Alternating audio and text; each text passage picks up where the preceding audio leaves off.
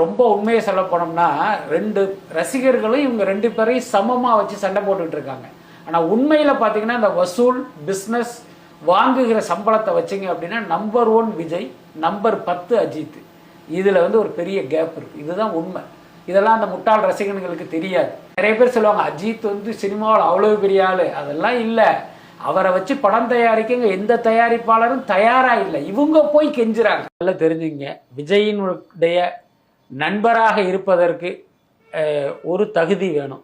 அதே மாதிரி விஜயினுடைய எதிரியாக இருப்பதற்கும் ஒரு தகுதி வேணும். அதில் எந்த மாற்றமே இல்லை. அந்த தகுதியை சிவகார்த்திகேயன் இன்னும் அடையவில்லை. அஜித்துடைய அந்த புதிய படத்துக்கு தயாரிப்பாளர்கள் தேடி அஜித்துடைய மேனேஜர் சுரேஷ் சந்திரா ஒவ்வொரு பட கம்பெனியா ஏறி இறங்கிட்டு இருக்காரு. இது நிறைய பேருக்கு தெரியாது. அஜித் ரசிகர்கள்லாம் நம்மளை ஏதோ வன்மத்துல சொல்றோம்னு சொல்லுவாங்க. உண்மை அதுதான். அவர் எத்தனை பட கம்பெனியில ஏறி இறங்கினாருங்கிறது நமக்கு தான் தெரியும். சத்யஜோதி ஆரம்பிச்சு, சன் பிக்சர்ஸ்ல ஆரம்பிச்சு, Mythri movie maker, Sithara entertainment, ஏகப்பட்ட பட கம்பெனிக்கு போயிட்டாங்க. ஆனா எல்லாருமே என்ன சொன்னாருன்னா, அஜித்துக்கு 185 கோடி கொடுத்தா நமக்கு நஷ்டம் வரும், இந்த சம்பளத்துக்கு எங்களால பண்ண முடியாதுன்னு ரெஃப்யூஸ் பண்ணிட்டே இருக்காங்க. அதை விட இன்னொரு தகவல் என்னன்னா, குட் பேட் அக்லிக்கு இதே மாதிரி தான் நடந்தது. Good bad ugly Mythri movie makers தயாரிச்சாங்கல்ல, அதுக்கு முன்னால அவங்க எத்தனை கம்பெனி ஏறி இறங்கினாங்க நமக்கு தான் தெரியும். நிறைய பேர் சொல்லுவாங்க அஜித் சினிமாவில் அவ்வளவு பெரிய ஆளு. அதெல்லாம் இல்லை.